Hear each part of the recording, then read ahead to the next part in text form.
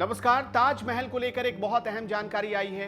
हिंदुस्तान में चाहे आप किसी भी कोने में रहते हो, आपके लिए बहुत अहम होता है। आप बहुत सारे लोग ये तमन्ना रखते हैं, ख्वाहिश रखते हैं कि वो ताजमहल जाकर दीदार करें। और ताजमहल के गुंबद पर अगर आपने देखा होगा तो एक कलश लगा है। क्या आपको पता है कि वो कलश कभी सोने का हुआ करता था? 1-2 ग्राम या किलो नहीं, 466 किलो का सोना, 466 किलो के सोने से उस कलश को बनवाया गया था। लेकिन कालांतर में उस कलश को सोने से पीतल का कर दिया गया। कैसे? क्या कभी आपने सोचा? मैं आज आपको वही कहानी बहुत विस्तार से बताने जा रहा हूं। ये कहानी ताजमहल से कैसे लोगों ने मुगलों से लेकर अंग्रेजों तक और अभी तक खिलवाड़ किया गया, उसकी पूरी कहानी, उसकी पूरी टाइमलाइन बताता है। दरअसल हुआ ये था कि 1739 में कहा यह जाता है कि तख्ते ताउस, यानी ताजमहल में तख्ते ताउस का मतलब है एक मयूर सिंहासन। एक मयूर सिंहासन हुआ करता था जिसमें हीरे जड़े थे, जवाहरात जड़े थे, सोने जड़े थे और बहुत कीमती आभूषण उसमें लगे हुए थे। लेकिन वो सारे बदल दिए गए। 1739 में दिल्ली के लाल किले से नादिर शाह ने हमला किया और वो लूट कर ले गया। इसके साथ साथ 466 किलो का सोने का इस्तेमाल हुआ था कलश बनवाने के लिए। गुंबद, ताजमहल के गुंबद के कलश को बनवाने के लिए 466 किलो सोने का इस्तेमाल हुआ।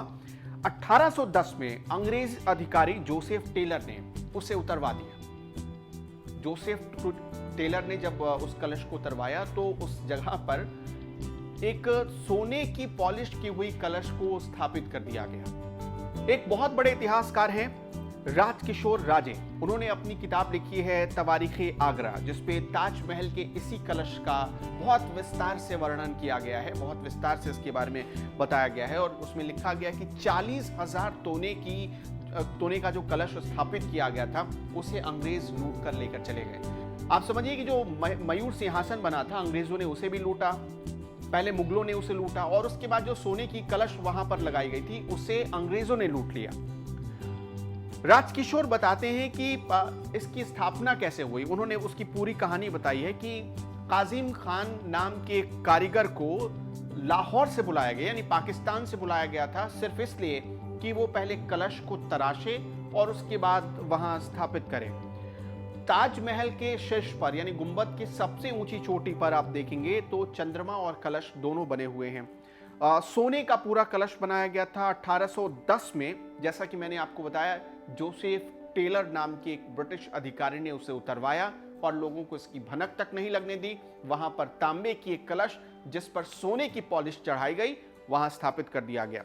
1940 में फिर 1810 में जो कलश वहां स्थापित हुआ उसे 2 बार बदला गया। 1840 में एक बार बदला गया और फिर आगे चलकर 1910 में बदल दिया गया। यानी वो जो तांबे की कलश थी उसे भी धीरे धीरे बदलते चले गए। फिर 1888 में दरअसल नाथूराम के एक शख्स ने अंग्रेज पुरातत्ववेताओं से बात की और फिर कलश का एक नया रूपांतरण हुआ, उसका नया कन्वर्सन हुआ और बताया जाता है कि 9 मीटर ऊंचा एक कलश वहां पर स्थापित किया गया। तो आप समझिए कि 1810 से लेकर 1888 में 1840 में बदला गया, 1888 में बदला गया, 1910 में बदला गया। यानी उसके बाद से 3 बार बदला जा चुका है कलश। और इसी तरह करते करते जो सोने का कलश, कभी 40,000 तोले सोने का कलश हुआ करता था, वो पूरी तरह तांबे के कलश में बदल गया। इसी तरह जो ताजमहल है उसके इतिहास से और कई बार छेड़छाड़ हुई है। आपने अक्सर सुना होगा कि कई बार ताजमहल के नाम को लेकर विवाद हो जाता है। कुछ लोग ताजमहल पहुंच जाते हैं प्रदर्शन करते हुए कि ये तेजो महालय है और दावा ये करते हैं कि वहाँ भगवान शंकर का मंदिर हुआ करता था, उनकी मूर्ति नीचे स्थापित है।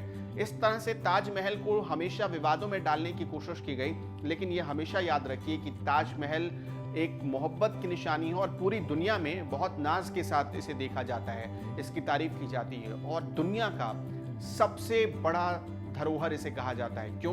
क्योंकि ताजमहल की चमक आज तक फीकी नहीं हुई और जिस मोहब्बत की निशानी के तौर पर इसे बनाया गया, शायद जब ट्रंप और मेलेनिया वहां पहुंचते हैं तो अपनी तस्वीर खिंचवाकर उसी इतिहास को कैप्चर करके ले जाने की कोशिश करते हैं, ताजमहल के उस वैभव को कैप्चर कर ले जाने की कोशिश करते हैं, ताकि वो अपनी पीढ़ियों को बता सके, अमेरिका को बता सके, दुनिया को बता सके कि ताजमहल चीज़ क्या है।